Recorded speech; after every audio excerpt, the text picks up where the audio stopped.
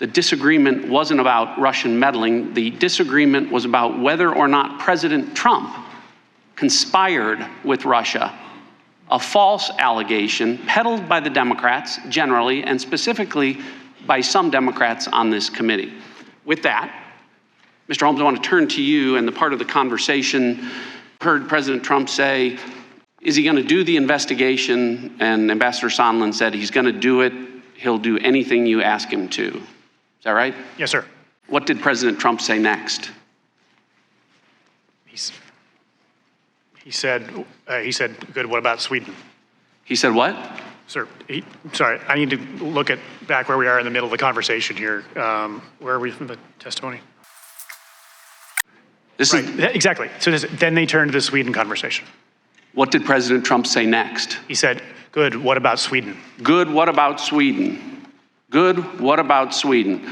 Why isn't that in your statement? Sir, it's not a word for word, every single word in the conversation. But it's the most important part of the conversation. Well, then they turned to Sweden. They turned to the other topic.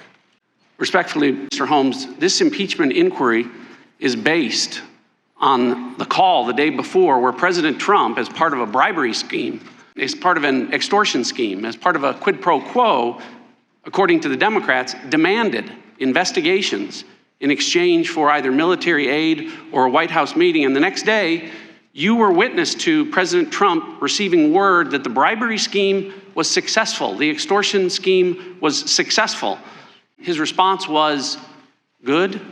What about Sweden? Yes, sir. The Ukraine portion of that conversation was extremely brief. What was the first thing the president said on the call? This was clear. You had a clear recollection of this conversation. Yes, sir. Mr. Ratcliffe, please allow Mr. Holmes to answer. Yes, sir. Sondland greeted the president. How? He said, hello, Mr. President, I'm in Ukraine, I'm in Kyiv. And the president said, are you in Ukraine? You think he said, I think you're in Ukraine? He said what? He said, are you in Kyiv, Ukraine? What did you hear President Trump say about ASAP Rocky?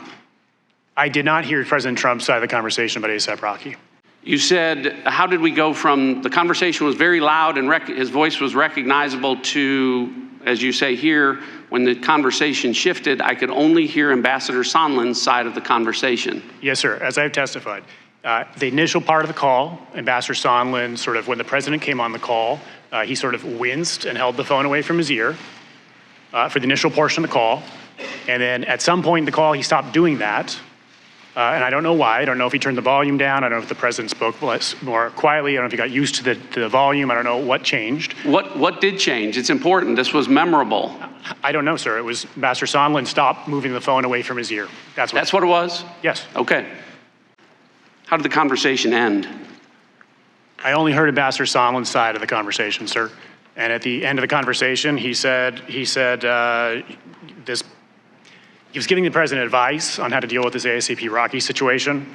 And he said, they should have released him on your word, and you can tell the Kardashians you tried. Okay. So to be clear, when President Trump received word that President Zelensky had agreed to the investigations, he said, good. What about Sweden? Yes. Okay. When exactly did Gordon Sondland ask President Zelensky about the investigations? I'm sorry, sir? When did he ask about the investigations? When did Gordon Sondland ask Zelensky about the investigations? Yeah.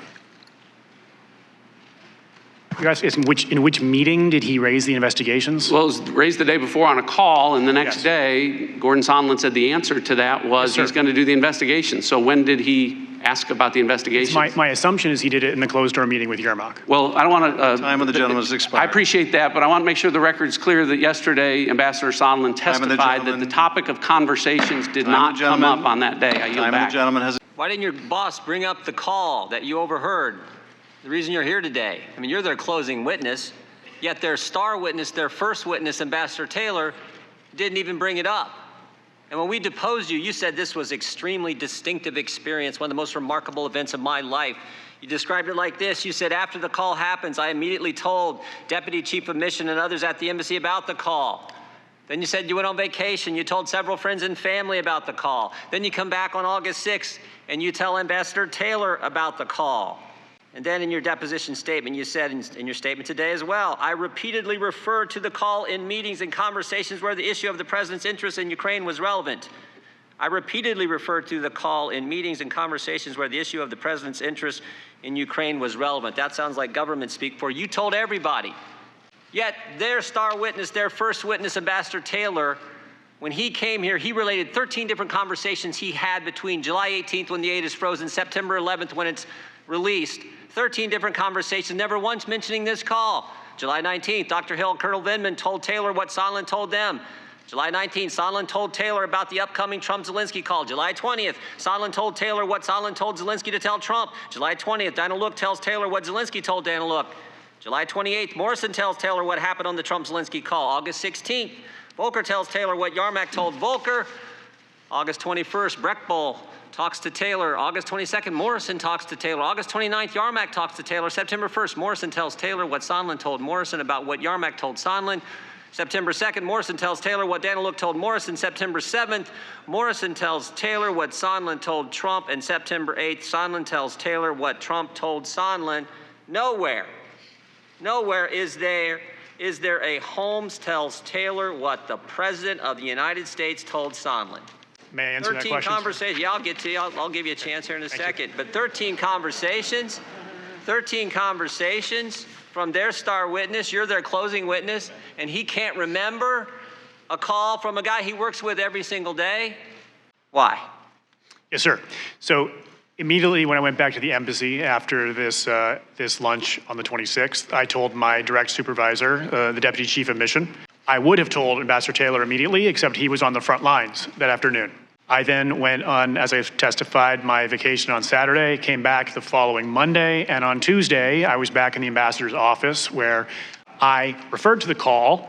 In that week plus that I was away, it was my assumption that the deputy chief of mission would have informed other people about the call as well. So my recollection is when I did refer to the call in that meeting that Ambassador Taylor nodded knowingly as though he had been briefed on it. So I referred to the call and I mentioned some of my takeaways from the call. And at the time, the main takeaway from the call was the president doesn't care about Ukraine. So we're going to have a tough road ahead to convince him that it's important enough for him to schedule an Oval Office meeting for President Zelensky and ultimately to release this hold on security assistance. That was the takeaway. And that's what I referred to repeatedly in the coming weeks whenever it became relevant. And I'll remind you, sir, that one more important point. Throughout this time, as I've testified, we were trying to find a formula, things we could do with the Ukrainians that would convince the president that they were worth talking to. Maybe Mr. Holmes, the takeaway was he thought it was no big deal because he already knew. He didn't remember it because we already had the transcript. No, he didn't remember we had the Trump-Zelensky transcript had been out for 2 months. Sir, I believe that even though you're repeatedly bringing this conversation up, as you said, to everybody anytime there's a talk about Ukraine, you recall this conversation. Maybe it was the transcript. The call happened on the July 25th. That's 4 months ago. The transcript's been out for 2 months. Maybe the ambassador thought this is nothing new here. But Shazam, last week you come forward with supposedly this new information. There is nothing different in there than what we had on the transcript. Maybe that's the reason their star witness, their first witness, didn't bring it up. But they had to have something. So you're their closing witness because you overheard the president talking to Ambassador Sondland. Sir, if I could answer, I see 4 seconds left on the clock. I believe that Mr. Holmes, you may take as long as you need. Thank you, sir. I believe that Ambassador Taylor did already know when I briefed him when I returned from vacation on the 6th. It was not news to him that the president was pressing for a Biden investigation. That's not what I asked. I asked why he didn't share with us. Mr. Jordan, please do not interrupt the witness any further. Mr. Holmes, this is exactly Mr. Jordan's time has expired, but yours has not. Okay, thank you, You sir. may answer the question. It's exactly my point. I briefed the call in detail to the deputy chief of mission, went away for a week, come back, I refer to the call, and everyone is nodding. Of course that's what's going on. Of course the president is pressing for a Biden investigation before he'll do these things the Ukrainians want. There was nodding agreement.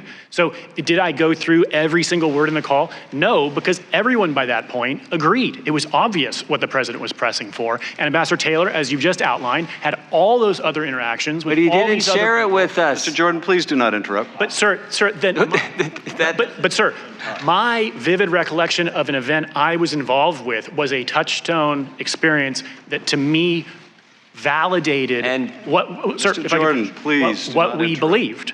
And Ambassador Taylor was not in that call. And so all of a sudden last week, you got to come tell us, right? Mr. Even Jordan, though your boss we will wouldn't. allow the witness to answer the question. I'll finish with this. Thank you. He was involved in a number of other interactions, as you've outlined, that brought him to the same conclusion. It is quite possible that He doesn't share the one that the guy he worked with. Mr. Jordan, He doesn't share that Mr. Jordan, you may not like the witness's answer, but we No, will hear it. there wasn't an answer. It's a Mr. filibuster. Jordan, we will hear the witness's answer. Have you concluded, Mr. Holmes? I have, sir. Thank you. Thank you.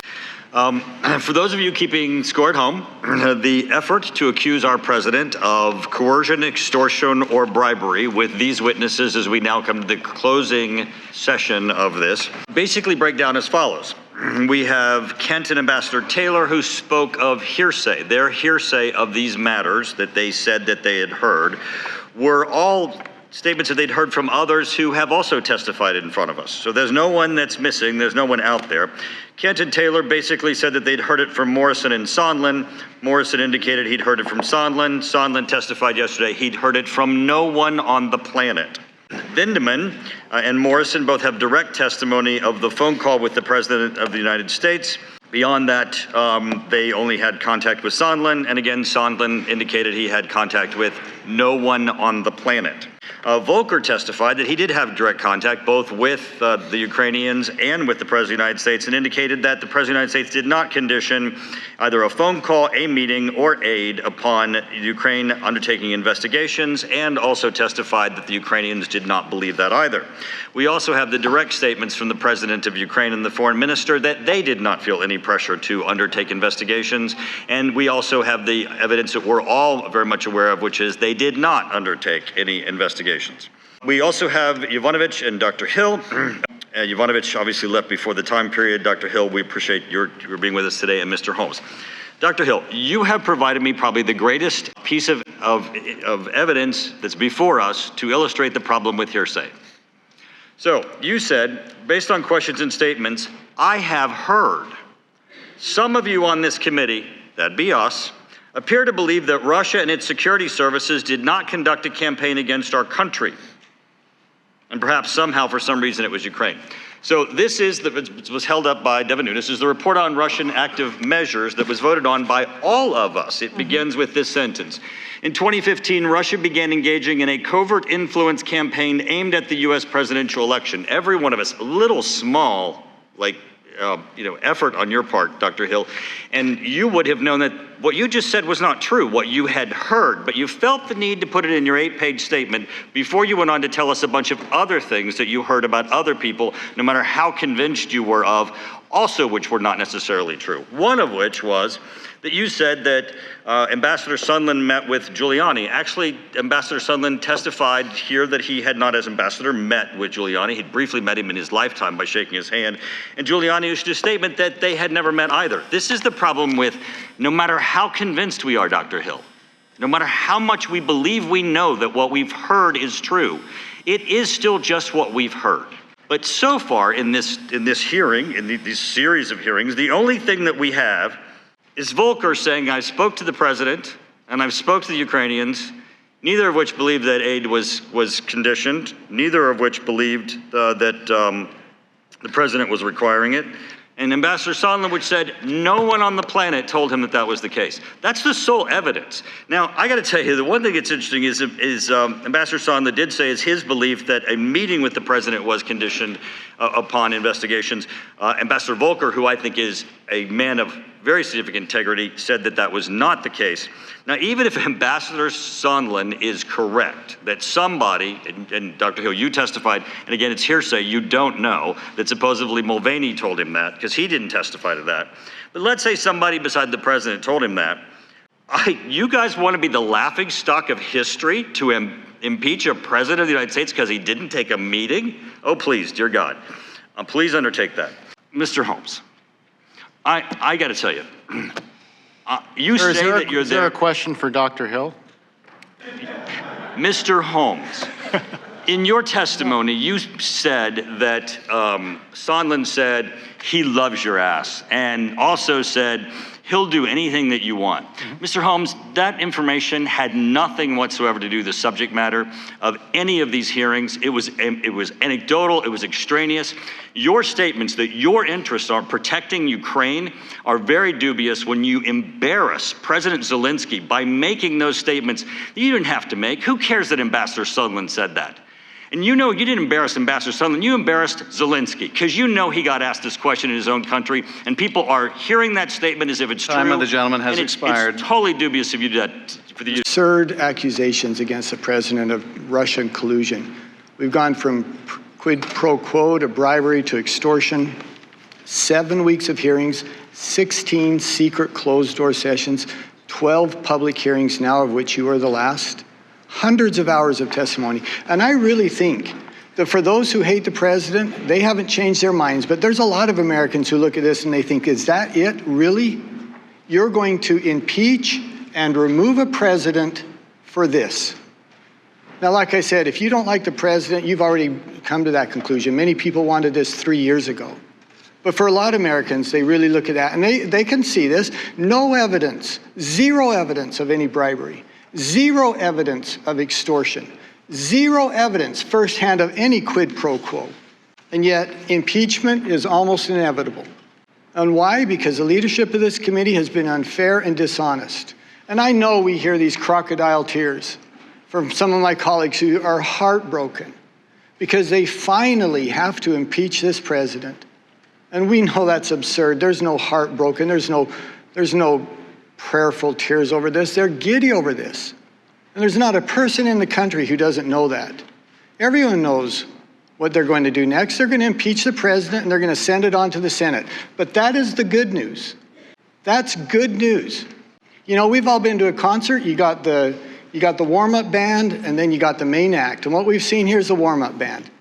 This is kind of like the Sioux City Crooners. This is a band that no one's ever heard of. But the warm-up band is over, and now we're going to go on to the main event, and that's in the U.S. Senate. And in the U.S. Senate, there won't be any secret testimony. There's not going to be dishonest leadership or a chairman who refuses to let us ask appropriate questions or to deny a defense. Where in the world, where in the country do you have a trial where the prosecution presents their case and the defense isn't able to? So we'll finally be able to get to the truth. So I'm talking now to my colleagues in the Senate. These are some of the witnesses that you need to call, and these are some of the questions that you need to ask. First, you have to hear from the whistleblower. Now, they can choose to do that in closed session if they want to. I leave that up to them. But you can't initiate an impeachment of the President of the United States and not have to answer some questions. Who did he get his information from? Did he have the classification and the clearances to get that information? What's his relationship with Vice President Biden? Who has he shared that information with, including some members of the committee here? I think our own chairman needs to be called. What interactions did he or his staff have with the whistleblower? Did they help to coordinate or in any way facilitate the complaint? Did they coordinate and facilitate him counsel? What about Hunter Biden? How did he get his job? What did he do to earn his salary? And here's the key to this. Look, if he goes there and makes money, knock yourself out. I don't care. But I want to know, did he have officials or conversations with government officials, and was government policy changed at a particularly high level because of some of those? Devin Archer, former board member from Brisbane. Alexandria Chalupa, former DNC official who admitted she provided anti-Trump information to the DNC and to Hillary Clinton. Nellie Orr from Fusion GPS, who helped to create the ridiculous Steele dossier. I'd like to remind us what I said yesterday. The American people expect a lot in politics. They understand the tussle, the fight, the debate, but they also expect basic fairness. And these proceedings have been anything but fair. The Senate has an opportunity to fix that. I am confident they will, and I look forward to them completing the job that we could have done here Dr. Hill, I'm sorry, I have to say this. You said based on statements you've heard that some in this committee believe Russia did not conduct a campaign against our country is false. That's Mr. Schiff's narrative. That's where you've heard it. We did a whole report on it. And we agree that Russia has done this since the Soviet Union, and they've actually gotten better at it. That's a problem.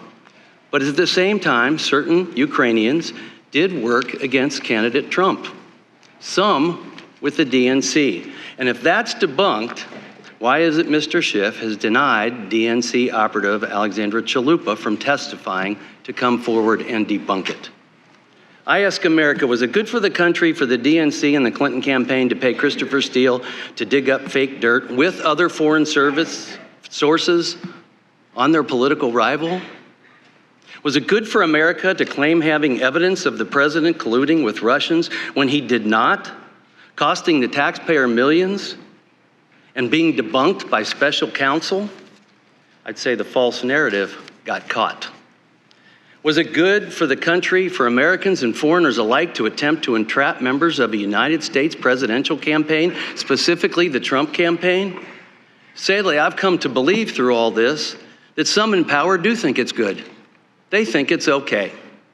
And now we're here in an impeachment proceeding, certainly a right that Congress has, and apparently even with very partisan rules. But I'm curious, this impeachment inquiry was announced by the Speaker before the whistleblower complaint was even out. I'm curious why the lawyer for the whistleblower announced that the coup to impeach the president, that he announced that right after Trump won. That's pretty damning. I know it hurts after losing an election, especially as Americans, we usually get over it. And I imagine it would hurt even more if you were promised a position in the next administration and lost, and your hopes and your dreams are dashed. You know, I've seen hatred for political reasons, specifically on June 14th, 2017 at a ball field in Virginia. And I've seen hatred in war. And I know that hatred blinds people. I've been in war and I've studied war. And coups create division. And it's time for this phase of the publicly announced and proclaimed Democrat coup to end. Not a single Republican member of this committee has said that Russia did not meddle in the 2016 elections. As the ranking member stated, we published a report focused on Russian active measures in 2016 with policy recommendations as to how we strengthen our cyber resiliency and election security to counter Russia.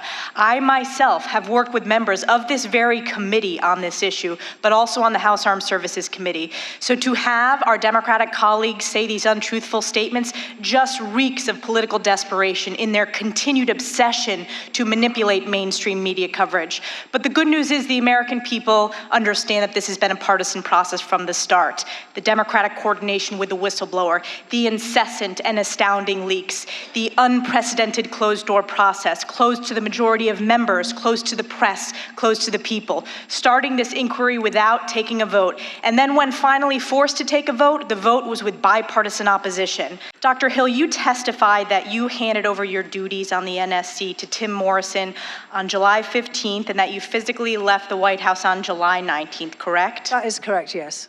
So that means that by the time there was the July 25th call with President Trump and President Zelensky, you were no longer on the NSC, correct? Actually, I was still technically on the payroll of the NSC until the end of August 30th of 2019, but I was not physically in the building and I'd handed over my duties to Mr. Morrison. And you were not on the call? I was not on the call, that is absolutely correct. And it's also correct that you did not participate in the preparation of talking points or the specific coordination of setting up the call? Not for that call, but let me just say for the record that there had been a long anticipation that eventually there would be a call. So there was a call package that was prepared in advance. I just cannot say how much of that call package that had perhaps been prepared since, for example, the inauguration of President Zelensky was then used as the basic material for that call. So I did take part in the preparation of that standard call package, but I did not take part in any preparation for the specific call on July 25th. And the first time you actually read the transcript of the call was when it was released to the public? That's correct. Mr. Holmes, I wanted to turn to you. Good to see you again. Thank you for mentioning the bipartisan delegation that I led on behalf of the House Armed Services Committee with my friend, Representative Anthony Brown from Maryland. We did have an exceptionally informative visit where we highlighted the bipartisan congressional support for Ukraine, in particular the importance of countering Russian aggression. And we discussed in the briefings at the embassy the importance of defensive lethal aid in the form of javelins, which, as you both, I think you stated today, is, quote, an important strategic deterrent to Russia. And I just want to highlight on the record, I know this has been asked, the javelins were provided by the Trump administration and not the Obama administration, correct? That's correct. And I would just say, I think we discussed the importance of all our security assistance to Ukraine, not just the javelins. Absolutely, all of our security assistance, which I strongly support. Again, thank you for being a host on that. Dr. Hill, turning back to you, there's been discussion about the process of scheduling the meeting between President Zelensky and President Trump. And you testified that there was hesitancy to schedule this meeting until after the Ukrainian parliamentary elections. Is that correct? That is correct, yes. And that's because there was speculation in all analytical circles, both in Ukraine and outside the Ukraine, that Zelensky might not be able to get the majority that he needed to form a cabinet, correct? That is correct. And you also testified that another aspect of the NSC's hesitancy to schedule this meeting was based on broader concerns related to Zelensky's ability to implement anti-corruption reforms. And this was in specific relation to Ukrainian oligarchs who basically were the owner of the TV company that Mr. Zelensky's program had been a part of. Is that correct? That is correct. Just distilling this down to the key facts, I wanted to ask both of you three key questions. So the fact of the matter is Ukraine ultimately did receive the aid, correct, Mr. Holmes? Ultimately. Yes, and Dr. Hill? Correct, ultimately. And there was no investigation into the Bidens, correct, Mr. Holmes? They did not open a new investigation into the Bidens. No. Correct. And Dr. Hill? Correct. And there was, in fact, a meeting between President Trump and President Zelensky ultimately at the UN. Is that correct? The president invited Zelensky to the Oval Office at a date undetermined. That has not yet happened. The meeting at the UN. President Trump and President Zelensky met at the UN. They did, but not in the Oval Office. But they did have a meeting at the UN. They did, ma'am. And Dr. Hill, they did? Okay. On behalf of the Democratic National Committee and the Hillary Clinton campaign, Fusion GPS hires Christopher Steele to write the Steele Dossiers, a collection of false allegations attributed to Russian sources claiming that Donald Trump is a Russian agent. Fast forward to January 6th of 2017. FBI Director James Comey briefs President-elect Trump on the Steele Dossier. The briefing is leaked to CNN, and soon afterwards, BuzzFeed publishes the dossiers. January 20th, on President Trump's inauguration day, the Washington Post runs a story headlined, quote, "The campaign to impeach Donald Trump has begun." January 30th, 10 days later, the whistleblower's current lawyer tweets, hashtag coup has started, first of many steps, hashtag rebellion, hashtag impeachment will follow immediately. March 22nd, Democrats on this committee falsely declare on national TV that they have more than circumstantial evidence that the Trump campaign colluded with Russia. July 12th, an article of impeachment is filed against President Trump in the House of Representatives. November 15th, Democrats file additional articles of impeachment against President Trump. As you see, this was just in President Trump's first year in office. He was subjected to a coordinated smear operation designed to falsely portray him as a Russian agent, as well as attempts to impeach him. This all occurred before his now infamous call with President Zelensky. In 2018, the attacks continued, often from executive branch officials charged with implementing his policies.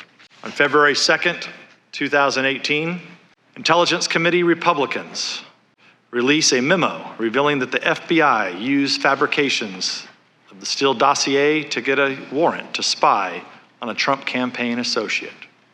September 5th, the New York Times prints a column by an anonymous Trump administration official who explains that he and other senior officials are, quote, working diligently from within to frustrate parts of Trump's agenda, unquote. December 7th, James Comey admits to Congress the Steele dossier was unverified before and after the FBI used it to get a warrant to spy on a Trump campaign associate. The Russia hoax continued to be the main focus of attacks going into 2019, but when that entire operation collapsed, a new impeachment pretext had to be found. May 4th, 2019, on national television, a Democratic congressman proclaims, quote, "I'm concerned that if we don't impeach this president, he will get reelected," unquote. July 24th of this year, Special Counsel Robert Mueller testifies to Congress about his report, which debunked the conspiracy theory that the Trump campaign associates conspired with Russia to hack the 2016 elections.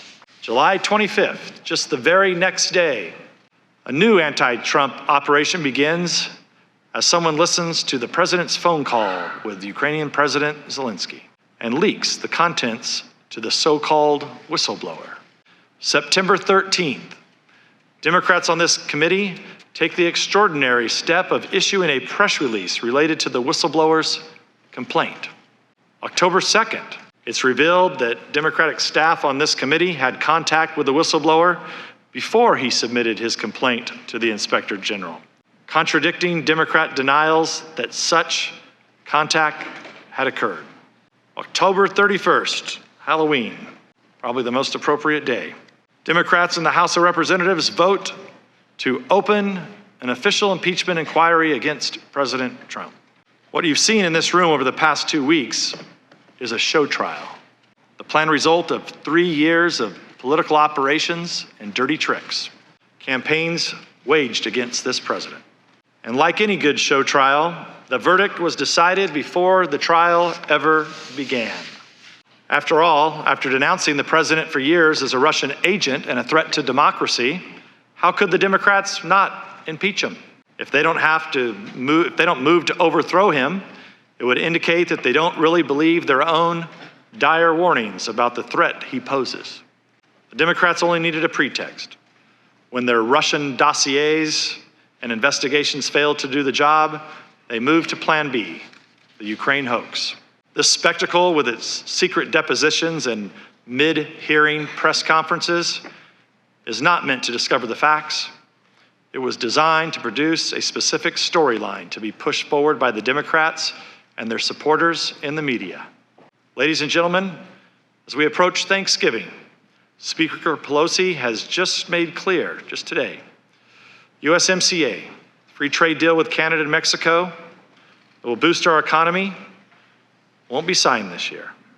So I hope Mr. Schiff will clarify how much longer we will waste on this effort and what other vital legislation he's willing to sacrifice for this impeachment crusade. Will there be even more secret depositions accompanied by the usual flood of Democratic leaks? Will we have more public hearings with Democrat witnesses, but not ours? Minority are in the dark about what this committee will be doing when we return. And so is America. James Madison warned us about the danger posed by the tyranny of the majority. To avoid that threat, our founders created a constitutional republic. But is there a better example of the tyranny of majority than the way this impeachment process has been run in the House of Representatives? A process that is grossly unfair can only stem from a cynical majority that is willing to break long established precedents, trample on legitimate minority concerns, and impose their absolute will on this body through sheer force of numbers. Exploiting the Intelligence Committee as a venue for impeachment has been one of the grossest abuses in a process filled with cynical manipulations, large and small. But this farce will soon move to the Judiciary Committee, where impeachment rightfully belongs. I wish my Republican colleagues well in fighting this travesty and defending the idea, which at one time received bipartisan support not long ago. But the American people's vote actually means something. Mr. Morrison told us both in his deposition and his public hearing that you had related concerns about Colonel Vindman's judgment. I did not relate any concerns in general terms about Colonel Vindman's judgment, so I was somewhat surprised when I heard Mr. Morrison make that assertion and when I read his deposition. There was a very specific point that was made, and again, these are personnel issues, and I'm sure that nobody here would like to have their private personnel issues put before a committee, but you've asked me about this. So I had a couple of very short transition meetings with Mr. Morrison. And again, Mr. Morrison did not work in our directorate. He was taking over the position, which he held for 3 months. I had worked as the director, the senior director for Europe and Eurasia, it was at the time, for more than 2 years at this point, and I'd been working for a year with Colonel Vindman, with Mr. Vindman. And in the course of one of the meetings, sometime in the June timeframe, I sat down with Mr. Morrison and with a deputy, referred to him in his deposition, John Erith, who was also working, and we went through our organisational chart. We went through who was staying, who was rotating out and leaving in the summer, and we talked about everybody's strengths and weaknesses. And I always asked my staff to do upward feedback as well, to talk about what I wasn't doing right either. I'd like to learn too. And I said that I was concerned about the way things were trending in Ukraine policy. So Colonel Vindman is a highly distinguished, decorated military officer. He came over to us from the chairman's office and the Joint Chiefs of Staff. And we were evaluating and looking at him in the context of what his future positions would be in the context of the US Army. And I was concerned that if, for example, Colonel Vindman might decide to leave the military, that perhaps he wasn't as well suited for something that would be much more political. I did not feel that he had the political antenna to deal with something that was straying into domestic politics. Not everyone is suited for that. That does not mean in any way that I was questioning his overall judgment, nor was I questioning in any way his substantive expertise. He is excellent on issues related to Ukraine, Belarus, and Moldova, on Russian defense issues. He had been in charge of the Russia campaign, thinking through at the chairman's office and in the Pentagon. This was a very specific issue because by June, we saw that things were diverging and you needed completely different sensitivity. Some people in my office have worked at the highest levels of advisory positions, and Mr. Morrison had come from Capitol Hill. He knew politics inside out, and we said that Colonel Vindman did not, and we were concerned about how he would manage what was becoming a highly charged and potentially partisan issue, which had not been before. And Colonel Vindman related to us during his deposition that he subsequently was sort of cut out of a lot of the decision-making and involvements with the embassy in Ukraine. Was that something you recommended? Not with the embassy in Ukraine. I mean, we did pull him back from the meeting in May in the Oval Office. Mm-hmm. And subsequently, we were very concerned about these political aspects to this. And we did not feel, when July 10th, Colonel Vindman was justifiably alarmed when he realized that there was this highly political aspect of the meeting that we were looking for eventually with President Zelensky. In your role, you're privileged to an awful lot of stuff, official things and things that are best kept between you and the official folks that you deal with. Is there an expectation among the principals that you represent that you will exercise some discretion in what you share with others about what goes on? Yes, sir. In your testimony, in your deposition, you made well, first off, we had a hard time pinning down the number of people that you've actually had this conversation with about the conversation that you overheard. Now, our ambassador had no expectation of privacy. He's blustering around and doing what he's done, but we couldn't figure out how many people you actually shared that information with. And I would argue that the information is unflattering to the president, unflattering to the ambassador, and that your discretion is at odds here. I mean, your testimony, your deposition said you shared that with folks who you thought would find it interesting. Well, I'd argue that everybody on the back row would find it interesting, but I don't know that that's necessarily a criterion. So on a go-forward basis, can you articulate that in the future when you're privileged to certain circumstances that would be embarrassing to the principal, that if it's official that you share with the ambassador, that's fine, but the folks outside the embassy or folks even within the embassy that don't have a need to know, that you wouldn't regale them with your recounting of those instances? Sir, I think it was Gordon Sondland who showed indiscretion by having that conversation over. No, you're, well, that's the first my thing. stance, well, excuse me. Second thing is, I excuse did me, answer. Mr. Keep me permitted to answer, Conaway, sir. please let Excuse me, Mr. Holmes, let me clarify the question. Mr. Holmes. The question wasn't, excuse me, Mr. Let him Chairman. answer your question, sir. It's my question, you're exactly right, and I get to clarify my question to get the answer. And I'm hopeful I get it in a few more seconds because of the interruption from the chairman. His patience is growing thin. I was working hard not to irritate him again, but I failed again. The question is of you, Mr. Holmes, your discretion. Gordon Sondland did not expect privacy. I got that. But you're going to be in rooms you've been in rooms 17 years where people trust that when whatever went on in that room and left, that you kept it to official channels, that you didn't share all that information with other folks. And I'm just asking you to argue on your own behalf that interesting is not some sort of a criterion that you would use when you share information from meetings. Simple, straightforward question. Sir, I shared the information that I needed to share with the right people who needed to know it. I did not share any information that people didn't need to know. But you did use the word interesting Mr. in your Conaway, deposition. your time has It expired. certainly was interesting, sir. And I would also hate to think that what I brought before this process, I shouldn't have done that. I've come here because you've subpoenaed me to share what I know, and I've done that. Mr. Holmes, you were cut off when you were talking about Mr. Sondland's indiscretion. Did you want to finish that answer? I think... Mr. Chairman, that's patently unfair. Mr. Conaway, As you've run this entire it's investigation. It's unfair, Mr. Conaway, to interrupt the witnesses as you have done repeatedly. Well, but you're certainly willing to interrupt me during my 5 minutes. You're the only person on this dais has unlimited time. You have absolutely unlimited time. You're the only one that has abused that power, and you're continuing to do that. Conaway, the gentleman will cease. During your deposition, I asked you, was Christopher Steele's dossier a rabbit hole? Do you remember the answer you gave to that Yes, question? I thought it was a rabbit hole. Yeah, and you also said a couple pages later in the deposition, or in the transcript that I have here of your deposition, that you thought he got played. Is that fair? That is fair, yes. I was struck by a number of things you said in your statement, a number of things I thought were right on the target, and one was on page 7. You said this: President Putin and the Russian security services weaponize our own political opposition research. And that is exactly what happened in 2016. Exactly what happened. You called it, you knew it, you saw it.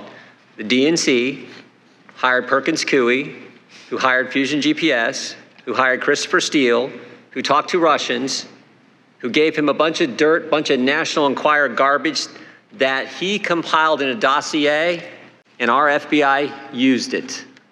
They used it as part of their investigation that they opened in July of 2016, where they spied on 2 American citizens associated with the presidential campaign. My guess is that's probably never happened in American history, and exactly what Dr. Hill talked about is what happened in 2016. Exactly what she talked about.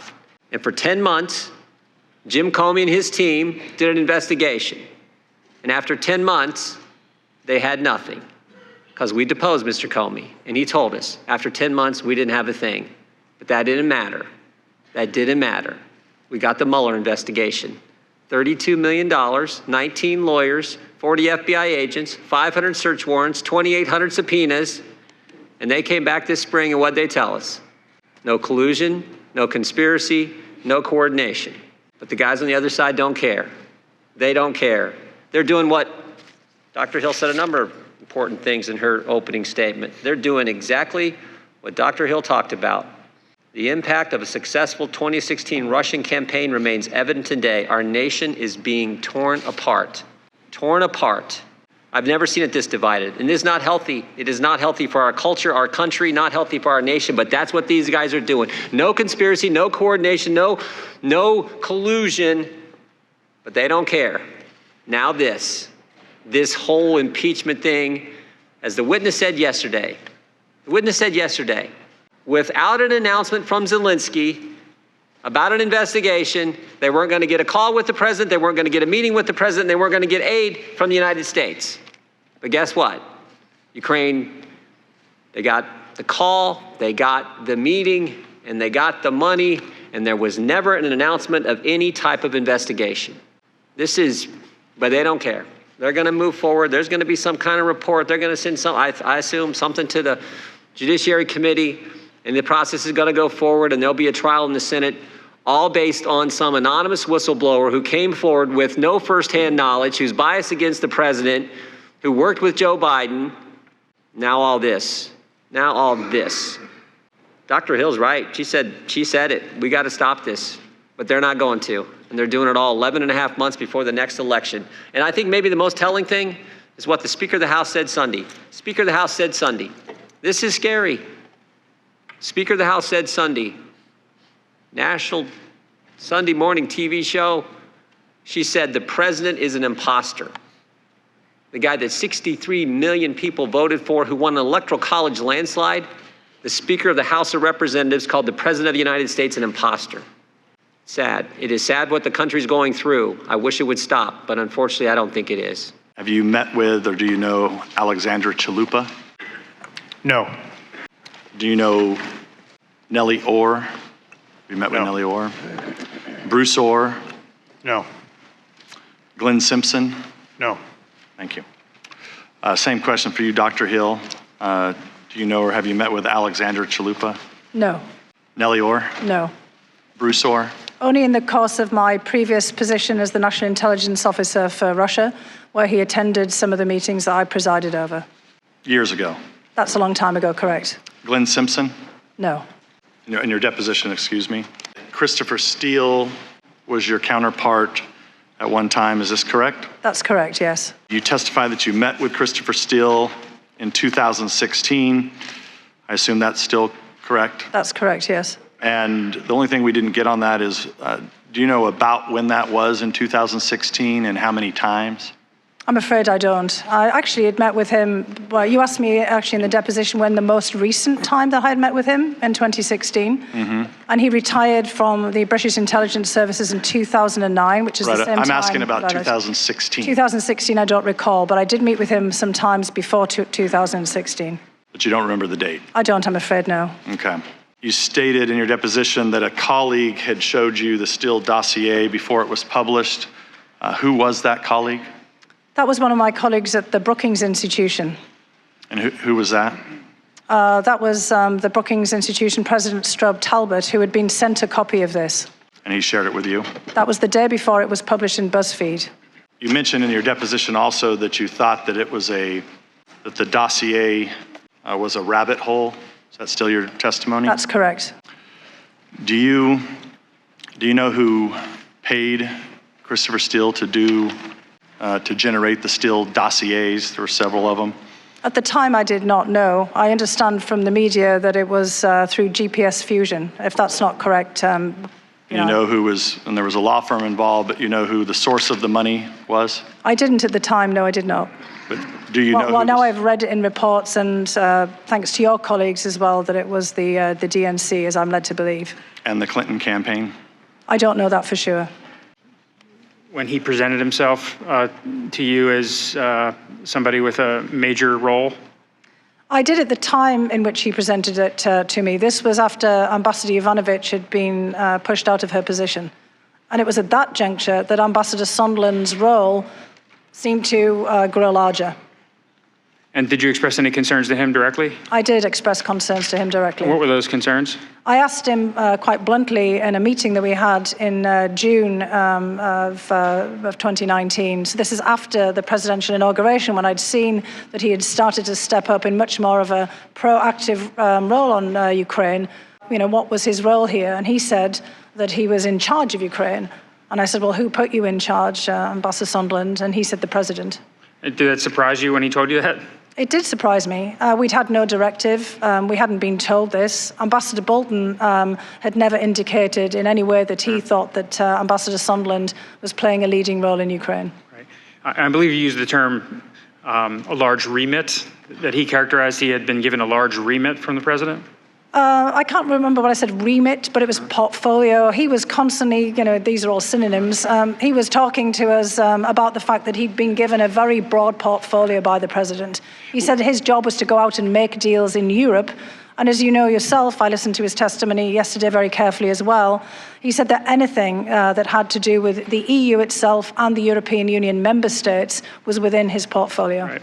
We asked Ambassador Sondland about that at his deposition, and he conceded that he may have been spinning a little bit when he said that the president specifically gave him that role, and he indicated that his authority was coming at least a little bit more from the Secretary of State.